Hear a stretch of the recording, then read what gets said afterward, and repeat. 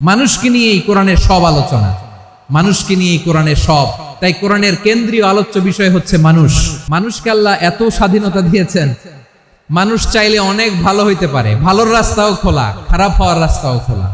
ভালো হইলে মানুষ অনেক ভালো, খারাপ হইলে অনেক খারাপ। ভালো হইলে সবচেয়ে ভালো, খারাপ হইলে সবচেয়ে খারাপ।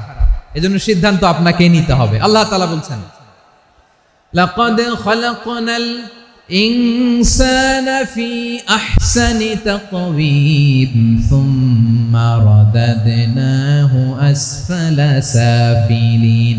আমি মানুষকে অনেক সুন্দর অবয়বে, সুন্দর আকৃতিতে সৃষ্টি করেছি।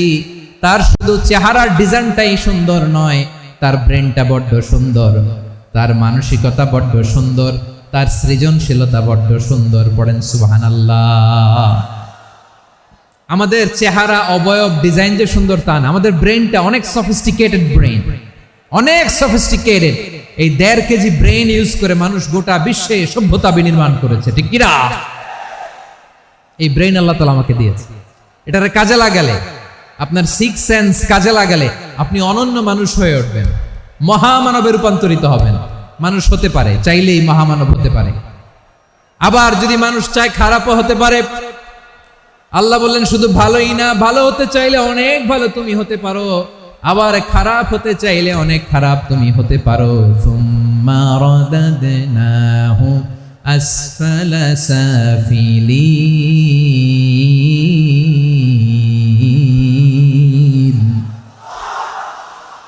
খারাপ হলে একেবারে খারাপ হতে পারো, নিকৃষ্ট হলে একেবারে নিকৃষ্ট হতে পারো, ভালো হলেও ভালো হতে পারো। কোন সুবহানাল্লাহ।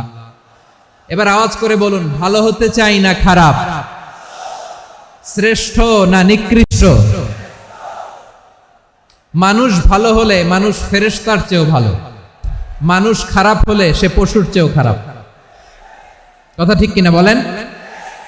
ভালো হলে ফেরেশতার চেয়েও ভালো, খারাপ হলে পশুর চেয়েও নিকৃষ্ট।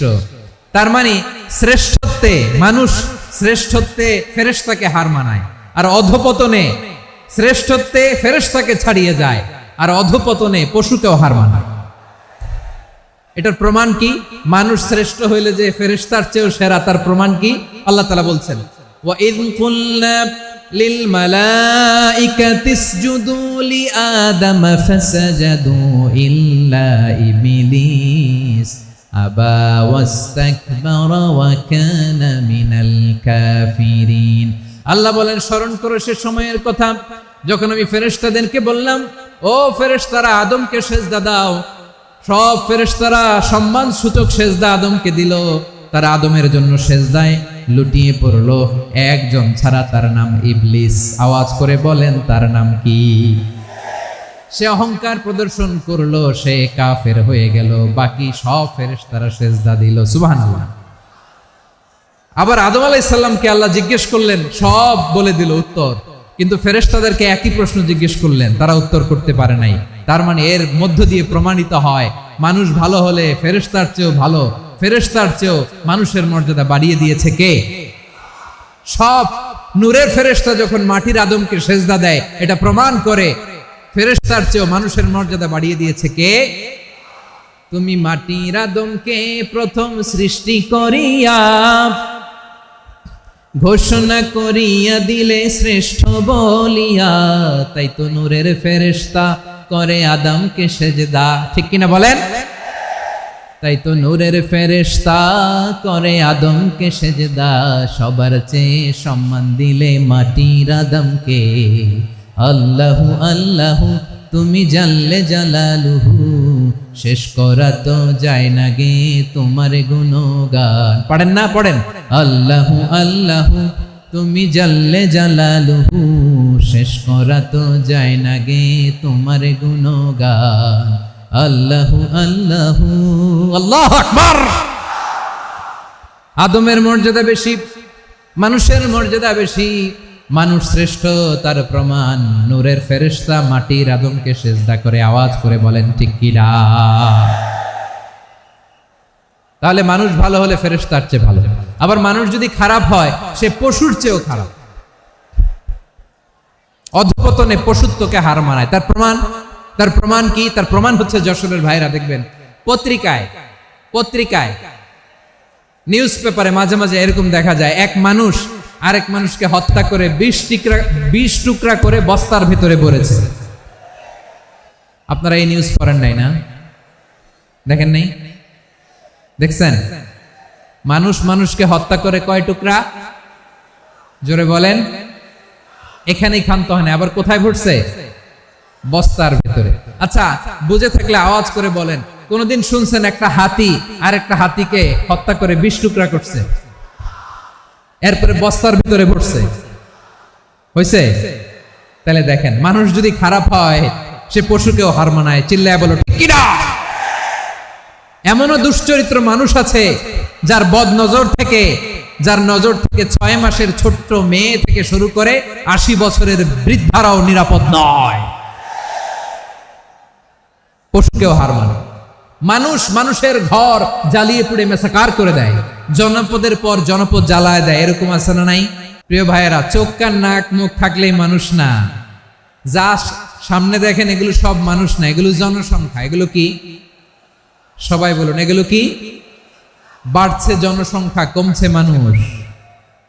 বাড়ছে জনসংখ্যা, কমছে। এই দুনিয়া এখন তো সেই দুনিয়া নাই, মানুষ নামের মানুষ আছে, দুনিয়া বোঝাই, সেই মানুষের ভিড়ে আমার আসল মানুষ নাই। ঠিক কিনা? আসল মানুষের বড্ড অভাব। ভালো মানুষ হইতে হবে।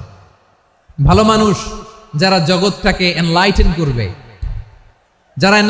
করবে, যারা সত্যের বীর সেনানী হয়ে দাঁড়াবে, যারা সত্যের পক্ষে কথা বলবে, যারা জালিমের মসনদকে ভেঙে খান করে দেবে, এরকম হওয়ার দরকার আছে না নাই? এরকম ভালো মানুষ আমরা হতে চাই কি চাই না? মানুষকে যত্ন নিলে মানুষ যে কত ভালো হয় আপনি কল্পনাও করতে পারবেন না।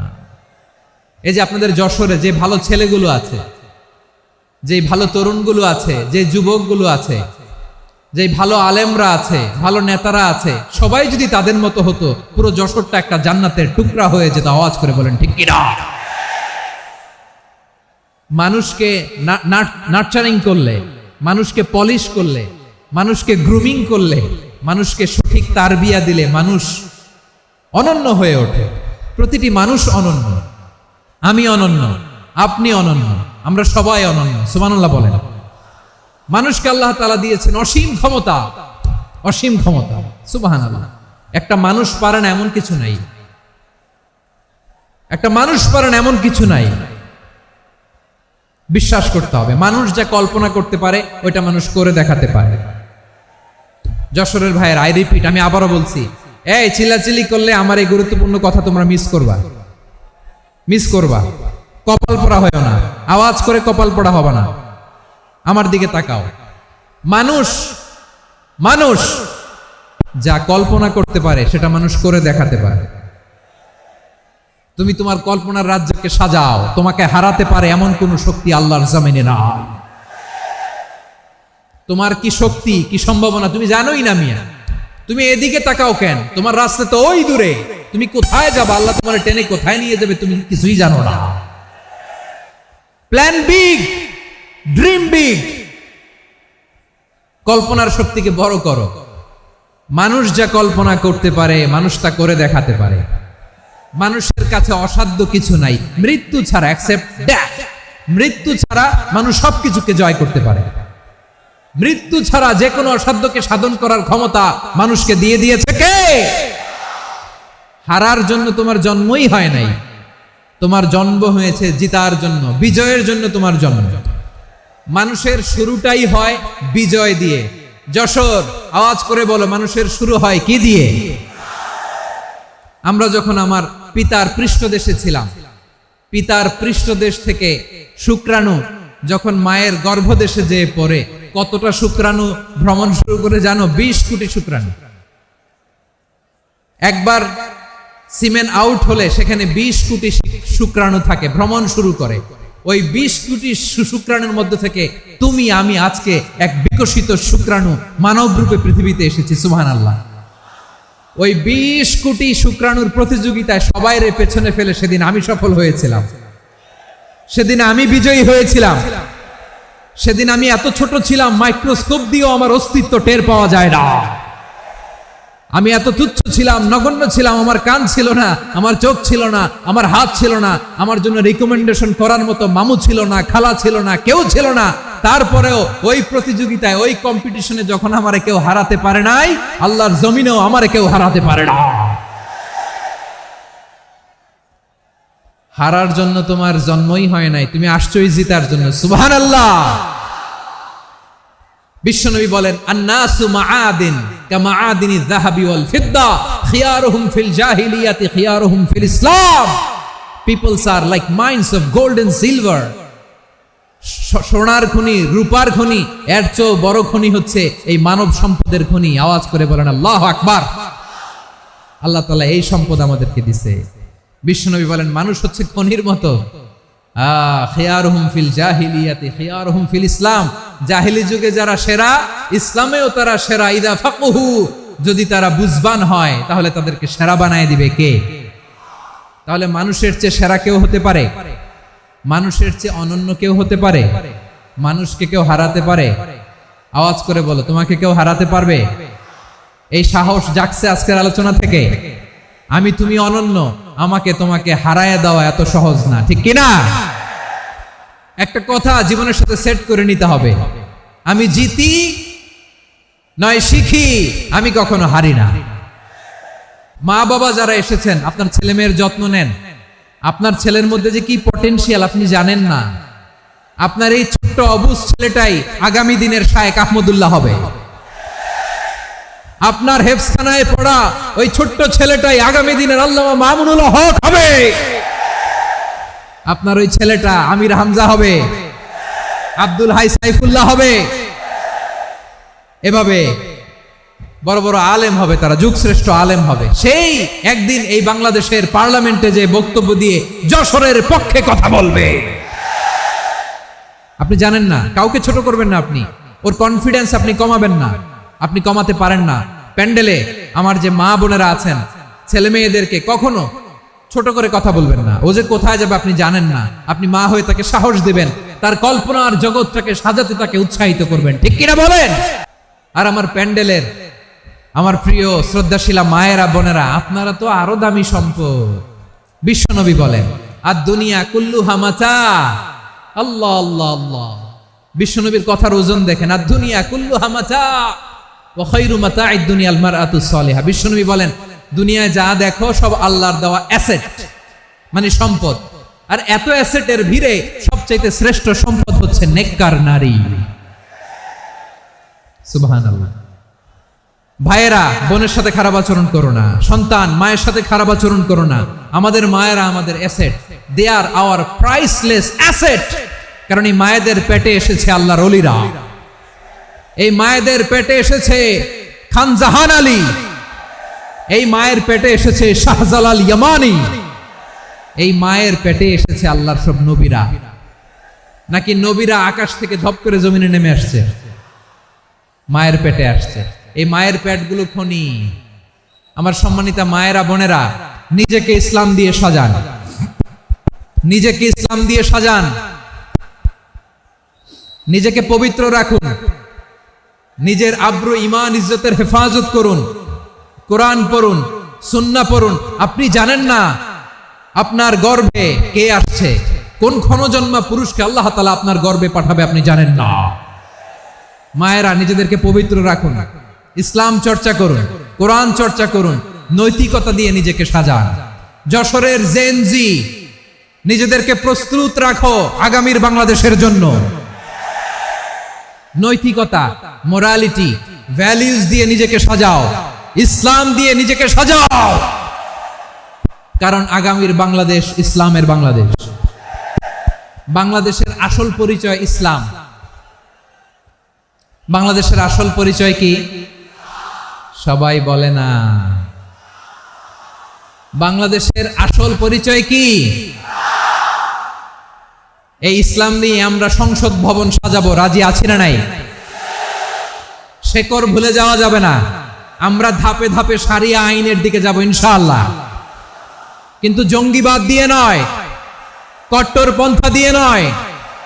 আমরা ইন্টেলেকচুয়ালি গ্রাজুয়ালি ধাপে ধাপে শারিয়া আইনের দিকে মুভ করব ইনশাআল্লাহ। বলো লিল্লাহি তাকবীর। এদেশের আসল পরিচয় সবাই বলে না, আওয়াজ করে, এদেশের আসল পরিচয়। এদেশে আজান শুনে সূর্য ওঠে শহর গ্রামে, এদেশে আজান শুনে সূর্য ডুবে সন্ধ্যা নামে, এদেশে সকল কাজে সবাই বলে বিসমিল্লাহ, এদেশে ভালো কিছু দেখে শুনে হাসি মুখে সবাই বলে মাশা আল্লাহ। সুবহানাল্লাহ সুবহানাল্লাহ সুবহানাল্লাহ সুবহানাল্লাহ সুবহানাল্লাহ সুবহানাল্লাহ সুবহানাল্লাহ সুবহানাল্লাহ। ও নবীন তরুণ, তোমার কিসের এত ভয়? জেনে রেখো বাংলাদেশের আসল পরিচয়। বাংলাদেশের আসল পরিচয় ইসলাম। আওয়াজ তুলে বলো, আসল পরিচয় কি? এদেশে পরস্পরে দেখা হলে দেয় সালাম, এদেশে আমজনতার হৃদয় জুড়ে পাক্কালাম। ঠিক কি না? এদেশে বিপদ এলে সর্বজনে সর্বক্ষণে দোয়া পড়ে ইন্না লিল্লাহ সুবহানাল্লাহ সুবহানাল্লাহ সুবহানাল্লাহ সুবহানাল্লাহ। এদেশে আজান শুনে সূর্য ওঠে শহর গ্রামে, এদেশে আজান শুনে সূর্য ডুবে সন্ধ্যা নামে, এদেশে সকল কাজে সবাই বলে বিসমিল্লাহ, এদেশে ভালো কিছু দেখে শুনে হাসি মুখে সবাই বলে মাশা আল্লাহ। সুবহানাল্লাহ, আওয়াজ করে সুবহানাল্লাহ সুবহানাল্লাহ সুবহানাল্লাহ সুবহানাল্লাহ। সবাই একসাথে সুবহানাল্লাহ সুবহানাল্লাহ সুবহানাল্লাহ সুবহানাল্লাহ। এদেশের আসল পরিচয় কি? আওয়াজ করে বলতে ভয় লাগে।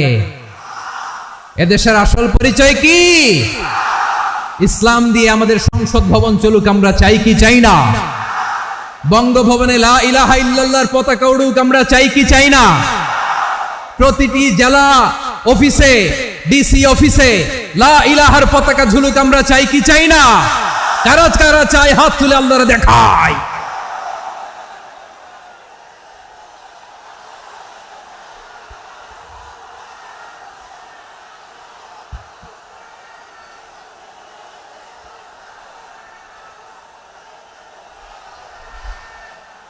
মাশাআল্লাহ মাশাআল্লাহ মাশাআল্লাহ মাশাআল্লাহ।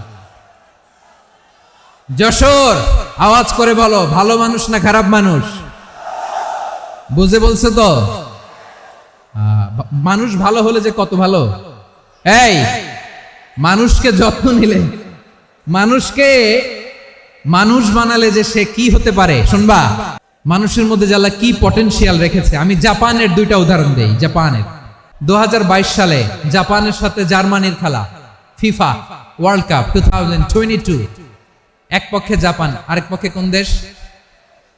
কথা শোনে নাই। এক পক্ষে কোন দেশ, আরেক পক্ষে সবাই। এক পক্ষে আরেক পক্ষে।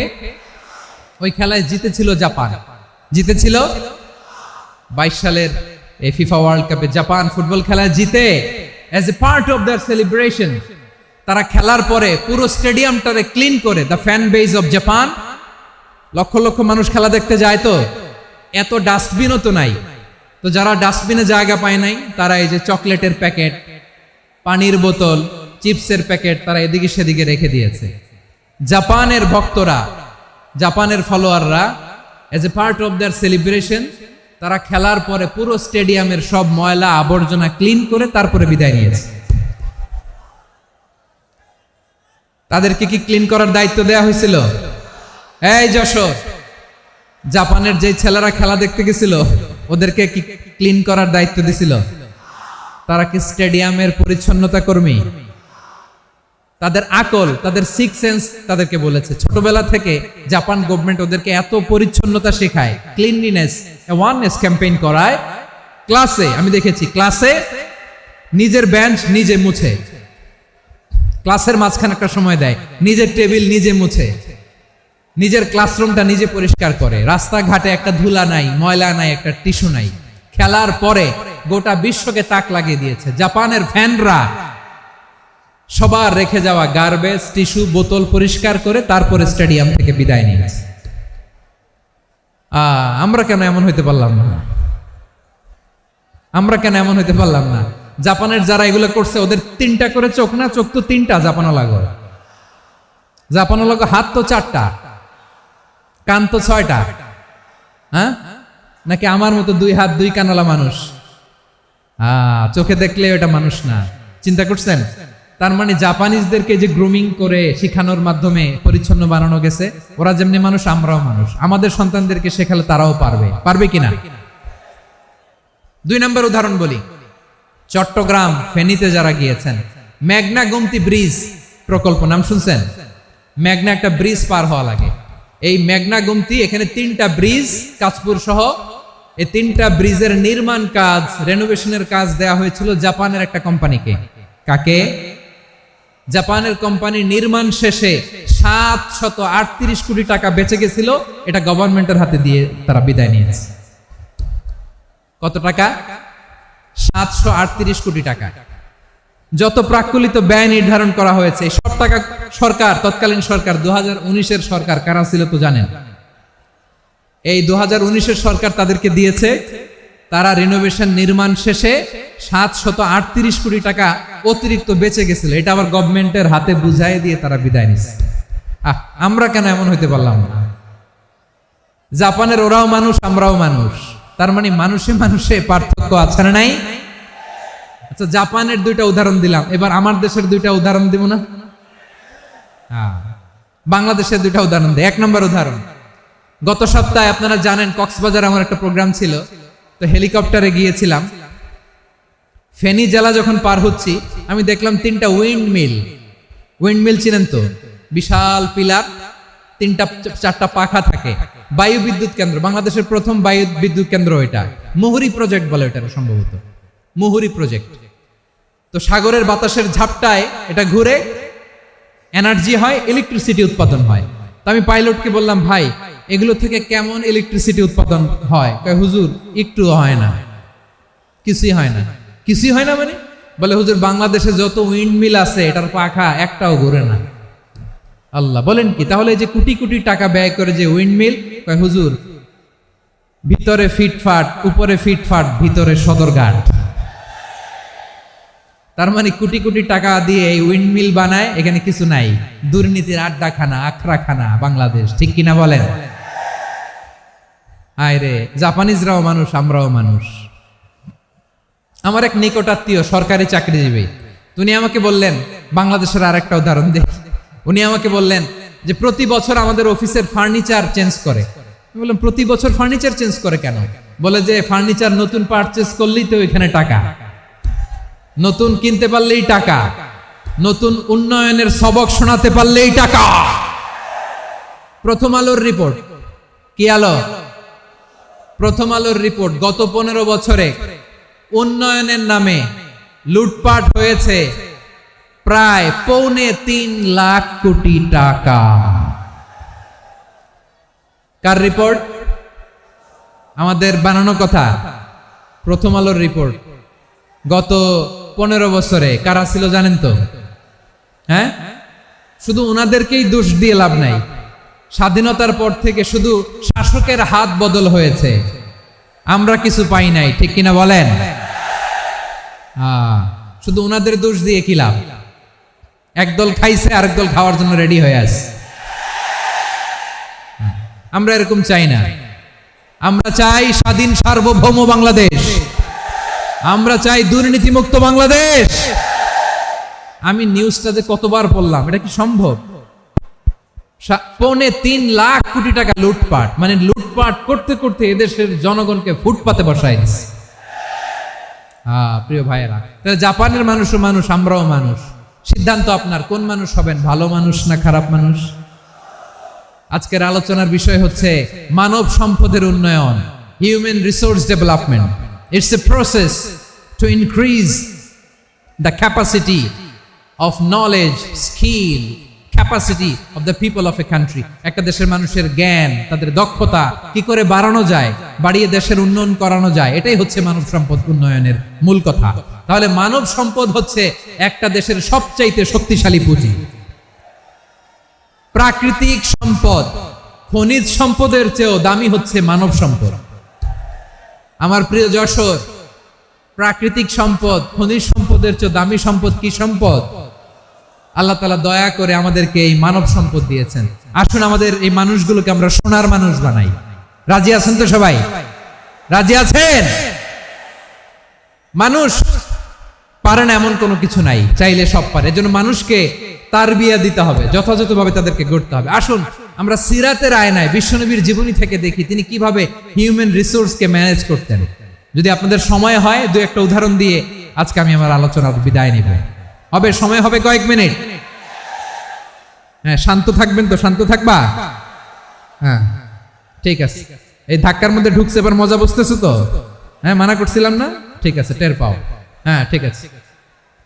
যে আওয়াজ করবে আমি ওকে দেখতেছি, কে কে আওয়াজ করে দেখতেছি। শেষ কথা, শেষের দিকে চলে আসছি। বিশ্বনবী সাল্লাল্লাহু আলাইহি ওয়াসাল্লাম কিভাবে হিউম্যান রিসোর্সকে ম্যানেজ করতেন, মজার কথা আছে কয়েকটা, বলে বিদায় নিব। বিশ্বনবী কিভাবে এই মানব সম্পদকে ম্যানেজ করতেন। বিশ্বনবী he was a very good talent hunter, চৌকস ট্যালেন্ট হান্টার ছিল। কার মধ্যে কি ট্যালেন্ট আছে দেখলেই বুঝে ফেলতেন। সুবহানাল্লাহ পড়বেন না? কি নবী আমরা পেয়েছি! He was a very good talent hunter. আমার নবী তিনি চৌকস ট্যালেন্ট হান্টার ছিলেন। কার মধ্যে কি প্রতিভা বের করতেন, ওই প্রতিভাকে ইসলামের কল্যাণে কাজে লাগাতেন। সুবহানাল্লাহ বলেন। যাকে যেই জায়গায় সেট করলে ভালো হবে তাকে ওই জায়গায় সেট করতেন। কয়েকজন সাহাবীর জীবনী শোনাই। আবু মাহজুরা রাদিয়াল্লাহু তাআলা আনহু, মক্কার মুয়াজ্জিন, আগে ছিল মুশরিক, পরে হয়েছে মুমিন। উনি কিভাবে মুমিন হইলেন এই ঘটনাটা একটু আপনাদের শোনাতে চাই। 8ম হিজরিতে হুনাইনের যুদ্ধে রাসূল সাল্লাল্লাহু আলাইহি ওয়াসাল্লাম ফিরে আসতেছেন মদিনায়। প্রতিমধ্যে বেলাল রাদিয়াল্লাহু তাআলা আনহু আযান দিচ্ছেন। কি দিচ্ছেন? তো পাশে ছিল মুশরিকদের একটা পল্লী, কিছু মুশরিক তরুণ, কিছু অমুসলিম কিশোর, তারা আজানকে ব্যঙ্গ করতেছে। আমাদের বাংলায় মুখ ভেঙ্গানো বলে আর কি। বেলাল রাদিয়াল্লাহু তাআলা আনহু আজান দিচ্ছেন, ওই বাচ্চাগুলো মুশরিক, তো ওরা আজানকে ব্যঙ্গ করতেছে, বিকৃতি করে ওরাও আজান দিচ্ছে। উদ্দেশ্য হচ্ছে আজানকে নিয়ে ঠাট্টা করা। উদ্দেশ্য কি? ঠাট্টা করা। ব্যাপারটা মনে কষ্ট পাওয়ার মতো ব্যাপার না? কিন্তু বিশ্বনবী ওইখানে দেখেন কি খুঁজলেন। বিশ্বনবী খেয়াল করলেন অমুসলিম কিশোরদের মধ্যে থেকে একটা কিশোরের গলাটা বড় দরাজ গলা, কণ্ঠটা বড় সুন্দর। খেয়াল করে দেখলেন যে কিছু কিশোর বেলালের আজানকে ব্যঙ্গ করে, বিকৃতি করে, কিন্তু একজনের কণ্ঠ দেখতে পাচ্ছেন না এত দূরে, কিন্তু কণ্ঠটা বড় সুন্দর, দরাজ গলা। বিশ্বনবী সাহাবীদেরকে বললেন, ধরো এগুলারে, ধরো। সবগুলারে ধরে বিশ্বনবী সামনে আনা হলো। ওরা হাঁটু গেড়ে বসলো। বিশ্বনবী বললেন, তোমাদের মধ্যে কে যেন ব্যঙ্গ করে আজান দিচ্ছিল, তার গলাটা বড় উঁচু, গলার বেসটা বড় মজবুত, মেলোডিয়াস, সুমধুর কণ্ঠ। কে? আবু মাহজুরা বলে, আমার বন্ধুরা সবাই আমার দিকে আঙ্গুল দেখায়, আমি পড়ে গেছি বিপদে। রাসূল সাল্লাল্লাহু আলাইহি ওয়াসাল্লাম বাকি অমুসলিম তরুণদেরকে ছেড়ে দিলেন, বললেন তোমরা যাও। এবার আবু মাহজুরারে পাইছে। আবু মাহজুরার চুলের মধ্যে হাত দিলেন বিশ্বনবী, মাথায় হাত দিয়ে বললেন, এবার আজান দাও দেখি। আবু মাহজুরা বলে, আমি তো আজান দিতে জানি না, কারণ আমি তো বেলালেরটা শুইনা দিছি, আমার তো মুখস্থ নাই, আমি তো আজান দিতে জানি না। বিষ্ণু বললেন, জানো না? তাহলে আসো, আমি তোমারে শিখাই দেই। সুবহানাল্লাহ পড়ো। আবু মাহজুরা হাঁটু গেড়ে বসে, বিশ্বনবীর মোবারক হাত আবু মাহজুরার চুলের মধ্যে। বিশ্বনবী আজানের মুআল্লিম আবু মাহজুরাকে বলতেছে, ঠিক আছে তোমারে শিখাই দিচ্ছি, আমি যা যা বলবো আমার সাথে সাথে বলো, পারবা? আবু মাহজুরা বলে, পারবো। বিশ্বনবী আজান দিচ্ছেন, মাথায় হাত দিয়ে আল্লাহু আকবার, আল্লাহু আকবার। আবু মাহজুরা এই বাক্যটা পড়লেন। বিশ্বনবী দ্বিতীয় বাক্য পড়তে আরম্ভ করলেন, আল্লাহু আকবার, আল্লাহু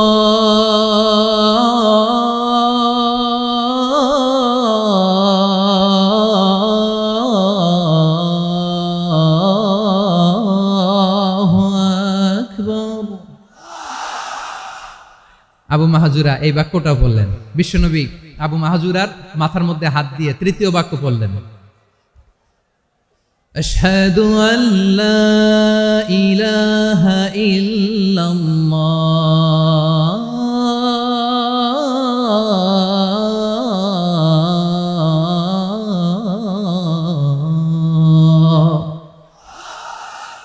আবু মাহাজুরা তৃতীয় বাক্য পড়লেন। বিশ্বনবী একটা বাক্য পরে আবু মাহাজুরা পরে, বিশ্বনবী পরে আবু মাহাজুরা পরে। আবু মাহাজুরা কিন্তু অমুসলিম, মুশরিক। আবু মাহাজুরা বলে, এক একটা বাক্য পড়ি আমার কলিজাটা গলে ঠান্ডা হয়ে যায়। এতদিন মোহাম্মদকে গালি দিতাম, এখন মোহাম্মদ আমার মাথায় যখন হাত রাখছে আমার সারা শরীর ঠান্ডা হয়ে গেছে। বিশ্বনবী আজান শিখাচ্ছেন, একটা একটা বাক্য পড়ে আবু মাহাজুরাও পড়ে, বিশ্বনবী পড়ে আবু মাহাজুরাও পড়ে। পুরো বাক্যগুলো যখন শেষ, আজান শেষ, আবু মাহাজুরাও যখন পুরো আজান পড়লেন, আবু মাহাজুরা বললেন, এতদিন মোহাম্মদের চেহারা দেখলে আমার ঘৃণা লাগতো, আজ থেকে মোহাম্মদের চেহারার চেয়ে প্রিয় চেহারা আমার কাছে নাই।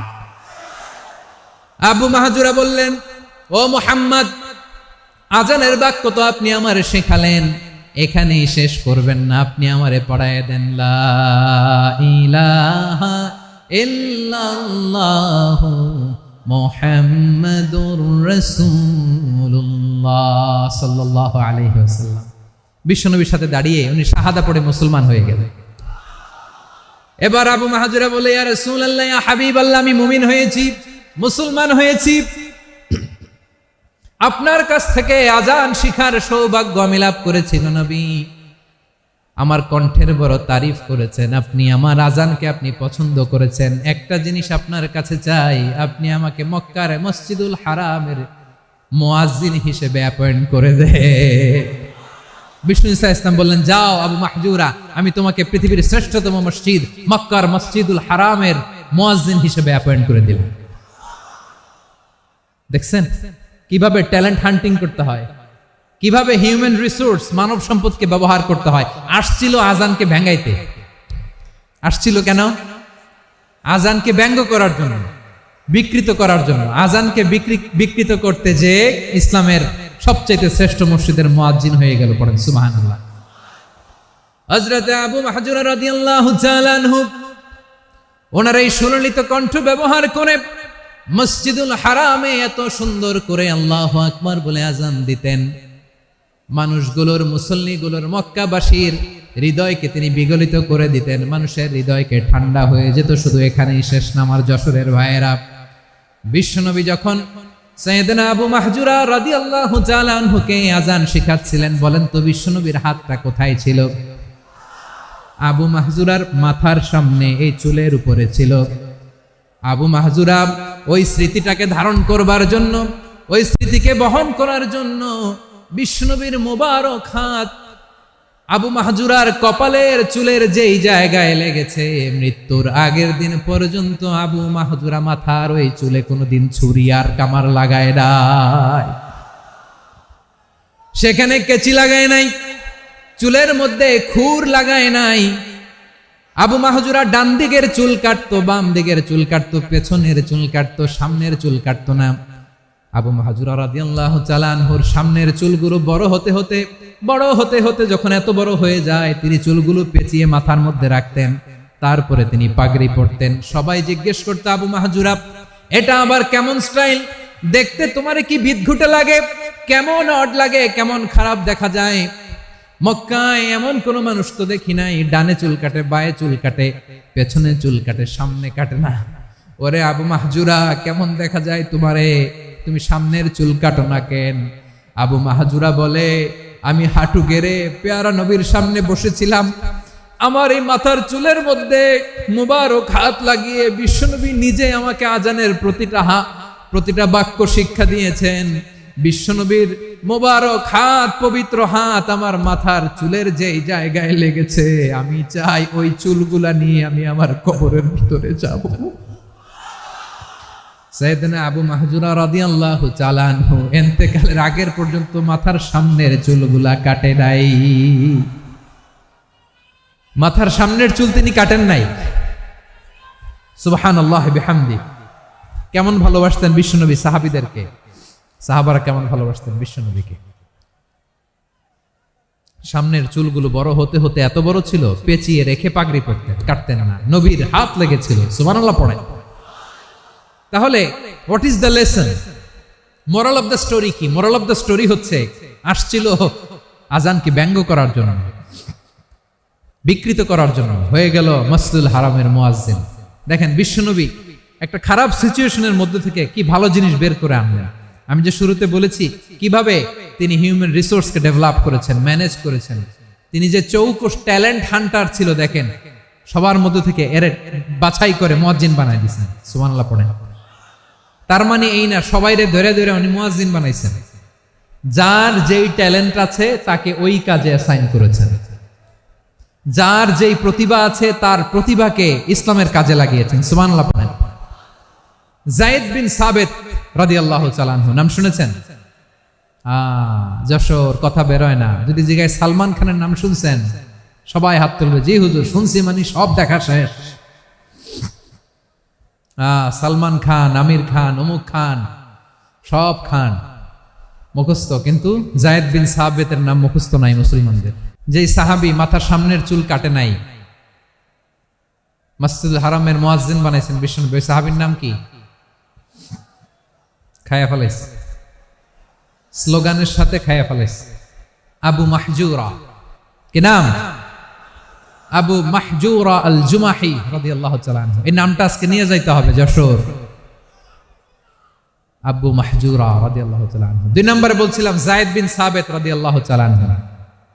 বিশ্বনবী দেখলেন মদিনার এই আনসারী সাহাবী হাইলি ট্যালেন্টেড, ইন্টেলেকচুয়াল, মেরিটোরিয়াস, জ্ঞানের প্রতি তার আকর্ষণ, মারাত্মক আকর্ষণ। বিশ্বনবী তাকে দায়িত্ব দিলেন, কোরআন যা নাজিল হয় তুমি লিখো, কাতিবুল ওয়াহি বানায় দিলেন। সুবহানাল্লাহ।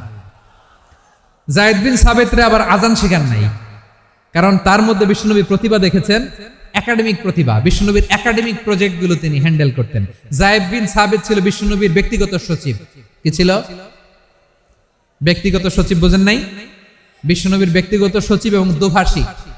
ইহুদিরা কিছু লিখে দিলে এটার অর্থ বিশ্বনবীরে বুঝায় দিতেন। আবার ইহুদিদের কাছে কিছু লিখতে হলে তিনি লিখে দিতেন। বিশ্বনবী একদিন বললেন, ইন্নী ওয়াল্লাহি মা আমানু ইয়াহুদা আলা কিতাব। ইহুদিরা যে চিঠি পাঠায় অর্থ তো বুঝি না, আরেক ইহুদি আইনে অর্থ করা লাগে। আবার ইহুদিদের কাছে কিছু লিখে পাঠাইতে চাইলে আমরা তো লিখতে পারি না, ইহুদিরে দিয়ে লেখা লাগে। ওরা যে পয়রা শোনায় লিখে দেয়, আমি ওদের বিশ্বাস করি না। আমার নিজের একজন লোক দরকার। বিশ্বনবী এই যায়েদ বিন সাবিতকে চুজ করলেন ল্যাঙ্গুয়েজের জন্য।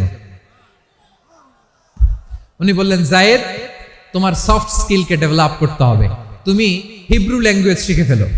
যায়েদ বিন সাবিত বলল, বিশ্বনবীর মোটিভেশন আর ইন্সপিরেশন পেয়ে আমি 15 দিনে ইহুদিদের এই হিব্রু ল্যাঙ্গুয়েজ শিখে ফেললাম। শুধু শিখে ফেললাম না, হাত্তা হাদিকতু, even I became master in the language. এই ভাষা আমি পারদর্শী হয়ে গেলাম। এরপরে ইহুদিরা চিঠি লিখে পাঠালে আর কোনো ইহুদি ডাকা লাগতো না, আমি নবীর এটার অর্থ শুনে পরে বুঝায় দিতাম। আবার ইহুদিদের কাছে চিঠি লেখা লাগলে আমি যায়েদ বিন সাবিত চিঠি লিখে দিতাম।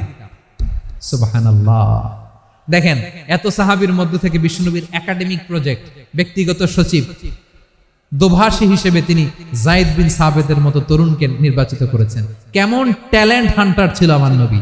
সুবহানাল্লাহ পড়বেন না? বিশ্বনবীর ইন্তেকালের পরে সাইয়েদনা আবু বকর রাদিয়াল্লাহু তাআলা আনহু যখন খলিফা হয়ে আসলেন, কোরআনকে সংকলনের দায়িত্ব দেয়া লাগবে, কোন সাহাবীকে দিবেন? সব সাহাবারা মিলে পরামর্শ করলেন। সাইয়েদনা আবু বকর, ওমর সবাই মিলে এই বিশাল কোরআন সংকলনের গুরু দায়িত্ব বিশ্বনবীর ব্যক্তিগত সচিব, বিশ্বনবীর দোভাষী, বিশ্বনবীর সিলেক্ট করাই লোক যায়েদ ইবনে সাবিত রাদিয়াল্লাহু তাআলা আনহুকে দিয়েছে। কোরআনের কপি তো আজকে এখানে রাখে নাই। এই যে আজকের যে কোরআন পড়েন, এটা আগে এরকম ছিল না। কোরআন নাজিল হলে সাহাবারা চামড়ার, ওটের চামড়ায় লিখে ফেলতো, ওটের চ্যাপ্টা হাড্ডির মধ্যে লিখে ফেলতো, গাছের গুড়ির মধ্যে লিখে ফেলতো। বিভিন্ন জনের কাছে ছড়ানো ছিটানো ছিল। আবু বকর রাদিয়াল্লাহু তাআলা আনহু একসাথে করলেন, পরবর্তীতে উসমান রাদিয়াল্লাহু তাআলা আনহু একসাথে করলেন 114 সূরার এখন এই মুসহাফ, এই কম্পাইলেশন, এই কপি আমরা পেয়েছি, যার হিউজ কন্ট্রিবিউশন ছিল। এই পুরো কোরআন কম্পাইলেশনের প্রজেক্ট ম্যানেজার ছিল যায়েদ বিন সাবিত রাদিয়াল্লাহু তাআলা। কোরআন কম্পাইলেশনের প্রজেক্ট ম্যানেজার, দেখেন উনারে মাথায় হাত দিয়ে আজান শিখায় নাই, সুবহানাল্লাহ কইবেন না?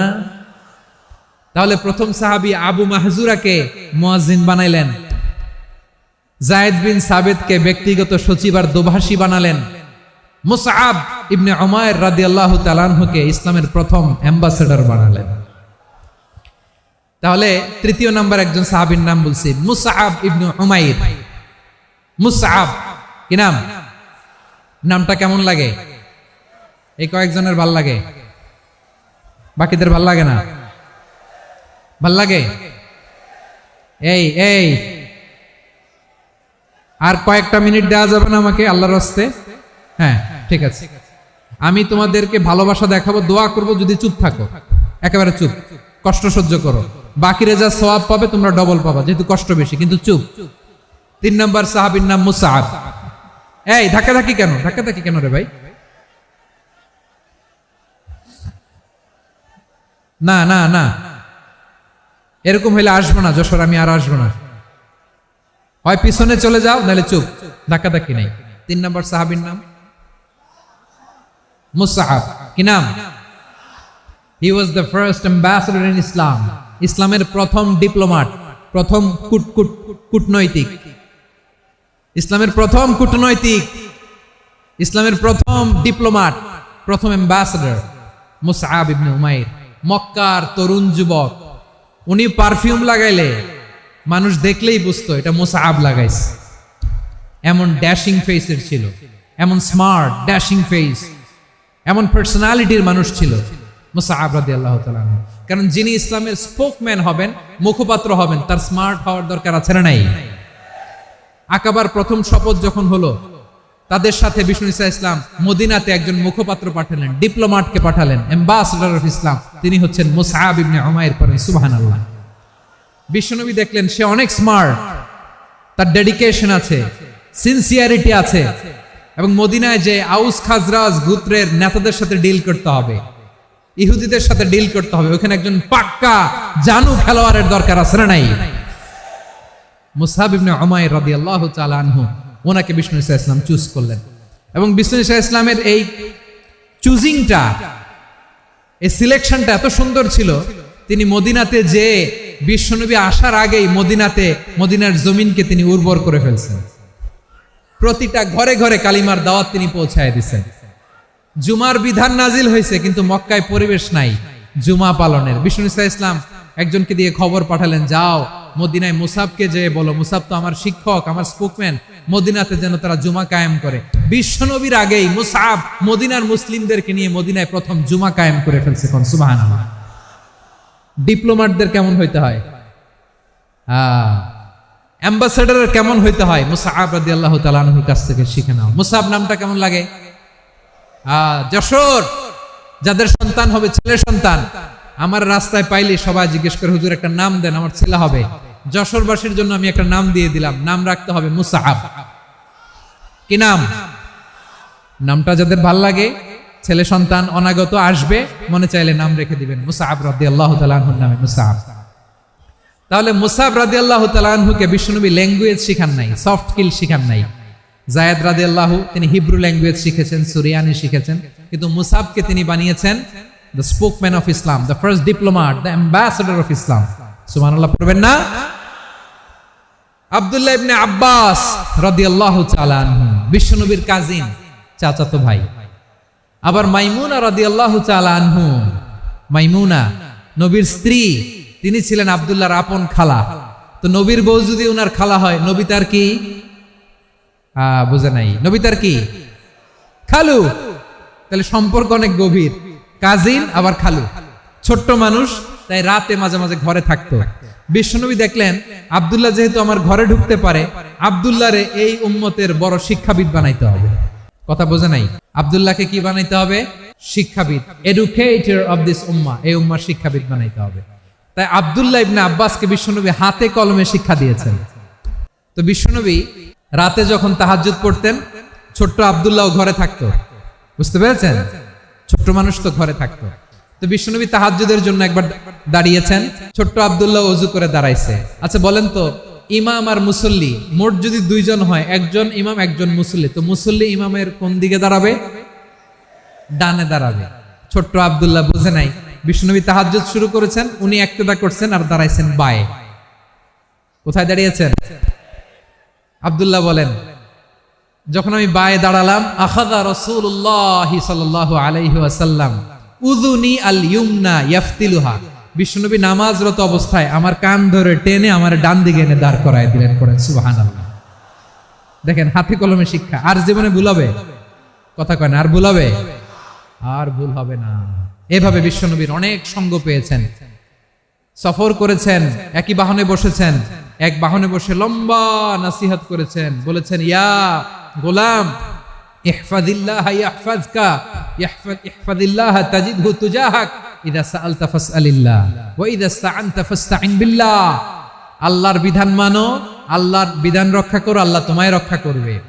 আব্দুল্লাহ, চাইতে হলে আল্লাহর কাছে চাও, সাহায্য চাইতে হলে আল্লাহর কাছে সাহায্য চাও। মনে রেখো, গোটা বিশ্বের সবাই যদি তোমার সাহায্য করতে চায়, ততটুকুই করতে পারবে যতটুকু আল্লাহ তোমার নসিবে রেখেছে।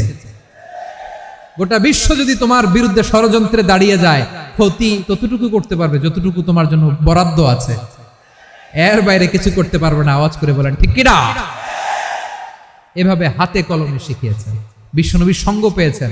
উনাকে বিষ্ণু ইসলাম শিক্ষাবিদ, এডুকেটর অফ দিস উম্মাহ হিসেবে সিলেক্ট করেছেন, হাতে কলমে শিখিয়েছেন। বিশ্বনবী একবার প্রকৃতির ডাকে সাড়া দিয়ে এসেছেন। এখন কি করতে হবে? নামাজের জন্য ওযু করতে হবে। বিশ্বনবী এসেই দেখেন ওযুর বদনায় পানি ভরা, খুশি হয়ে গেলেন, বললেন কে রেখেছে পানি? একজন বলল আব্দুল্লাহ রেখেছে। বিশ্বনবী অত্যন্ত খুশি হলেন, খুশি হয়ে একটা দোয়া করলেন, বললেন আল্লাহুম্মা ফাক্কিহু ফিদ্দীন ওয়া আল্লিমহু তা'ওয়ীল। আল্লাহ, তুমি আব্দুল্লাহকে দ্বীনের বুঝ দিও আর কোরআনের তাফসীর শিক্ষা দিও। বিশ্বনবীর এই দোয়া এমন লাগছে, উনি রাইসুল মুফাসসিরিন, এই পৃথিবীতে যত মুফাসসির ছিল, যত মুফাসসির আসবে, সকল মুফাসসিরের সম্রাট হিসেবে স্বীকৃত হয়েছেন। আব্দুল্লাহ ইবনে আব্বাস, বিশ্বনবী ওনারে আজান শিখান নাই, বিশ্বনবী ওনারে ল্যাঙ্গুয়েজ শিখান নাই, বিশ্বনবী ওনারে অ্যাম্বাসেডর বানান নাই, হাতে কলমে শিক্ষা দিয়েছেন। ছোট্ট মানুষ, বিশ্বনবী ইন্তেকাল করলেন, আবু বকরের সময় গেল, ওমরে ফারুকের খেলাফত, তখনও তিনি তরুণ। ওমরে ফারুক রাদিয়াল্লাহু তাআলা আনহু ওনার ক্যাবিনেট মিনিস্ট্রির বৈঠকে এই আব্দুল্লাহ ইবনে আব্বাসকে পাশ দিয়ে বসায় রাখতেন। বয়স্ক সাহাবারা এটা পছন্দ করতো না, তারা বলতো ঘটনা কি, আব্দুল্লাহর মতো ছেলে নাতি আমাদের আছে, এরা কেন রাখে ওমরে ফারুক?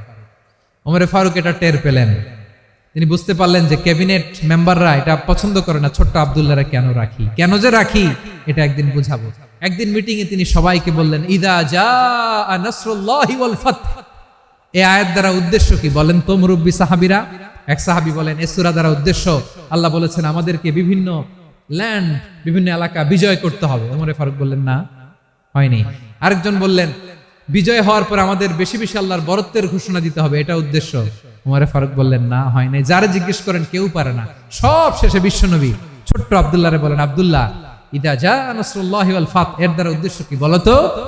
ছোট্ট আব্দুল্লাহ বলেন হুয়া আজালু রাসূলিল্লাহ। এই আয়াত দ্বারা বিশ্বনবীর বিদায়কে উদ্দেশ্য নেওয়া হয়েছে। ওমরে ফারুক বললেন হাযা হুয়া, এটাই তো সঠিক উত্তর, এটাই সঠিক তাফসীর এই আয়াতের। কারণ ইদা জাআ নাসরুল্লাহি ওয়াল ফাত, যখন আল্লাহর সাহায্য আর বিজয় আসবে, ওয়া রাআইতান নাসা ইয়াদখুলুনা ফি দীনিল্লাহি আফওয়াজা, আপনি দেখবেন দলে দলে ঢলে ঢলে বানের পানির মতো মানুষ ইসলামের দিকে ঢুকতেছে, ইসলামের বিজয় হয়েছে। তো ইসলামের বিজয়ের মিশন নিয়ে নবী আসছে, বিজয়ী যখন হয়ে গেছে এখন তো নবীর বিদায় হবে। জোরে বলেন ঠিক কিনা? কোন সাহাবী এই সূক্ষ্ম কথাটা ধরতে পারে নাই, ওই আব্দুল্লাহ ছাড়া। আব্দুল্লাহ যখন উত্তর দিছে সব সাহাবীদের টনক নড়েছে।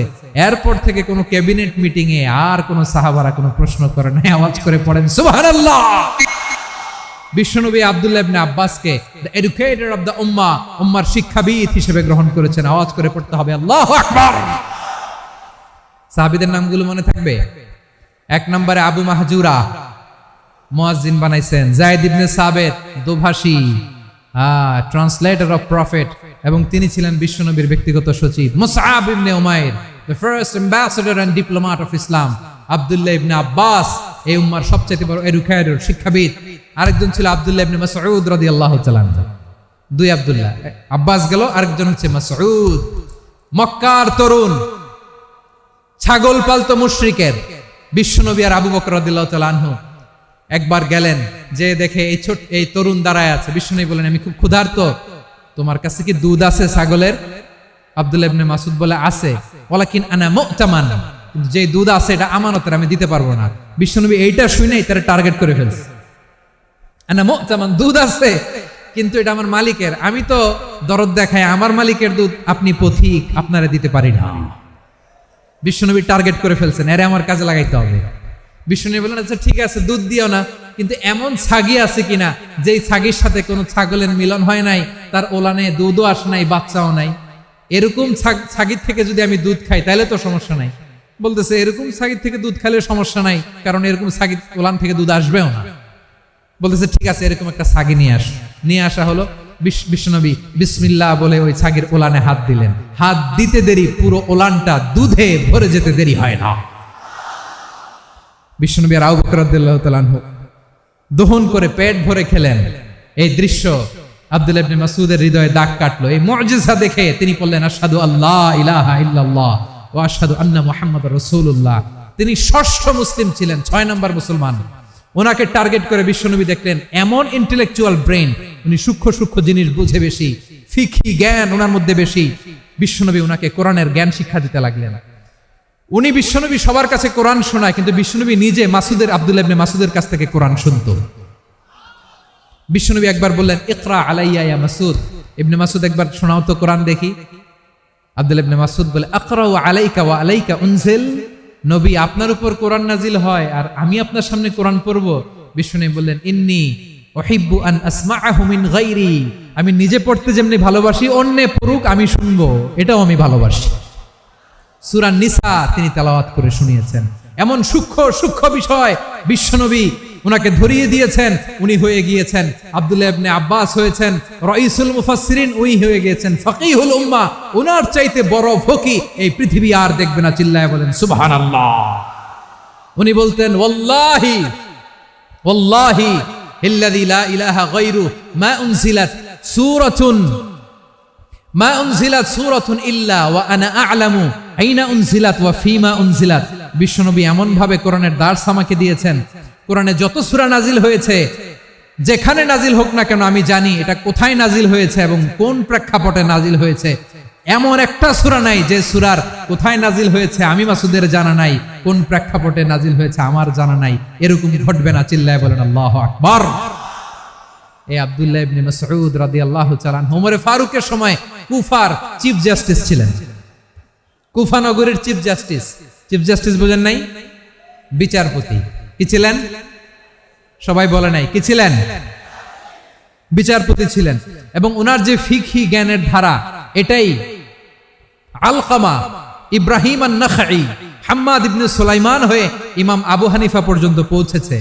এবং ওনার ফিকহি জ্ঞানের ধারাই হানাফি মাযহাবে অ্যাকসেপ্ট হয়েছে। আজও এগুলো হানাফি মাযহাবে চর্চিত হয়। হানাফি মাযহাবের সব ফিক আব্দুল্লাহ ইবনে মাসউদের ফিকহি জ্ঞানের ধারা থেকে নেওয়া হয়েছে। চিল্লায় পড়েন সুবহানাল্লাহ। তাহলে উনাকে বিশ্বনবী বানিয়েছেন জুরিস্ট, আইনবিদ, ফকিহ। উনারে আজান শিখান নাই। হিউম্যান রিসোর্স ডেভেলপমেন্ট কিভাবে করবেন, মানব সম্পদের উন্নয়ন কিভাবে করতে হয়, কিভাবে যার যেখানে প্রতিভা কাজে লাগাতে হয় উনি দেখিয়েছেন। সুবহানাল্লাহ পড়বেন না? খালিদ বিন ওয়ালিদ নাম শুনছেন? কে কে শোনেন নাই হাত তোলেন। কি ছিলেন? বীর যোদ্ধা ছিলেন খালিদ বিন ওয়ালিদ। কিন্তু তিনি ইসলাম ধর্ম গ্রহণ করেছেন অনেক দেরিতে, 8ম হিজরিতে। তার মানে 8ম হিজরির আগে উনি মুশরিকদের পক্ষে লড়াই করেছেন। উনার হাতে কত মুসলিম সাহাবী যে নিহত হয়েছে হিসাব নাই।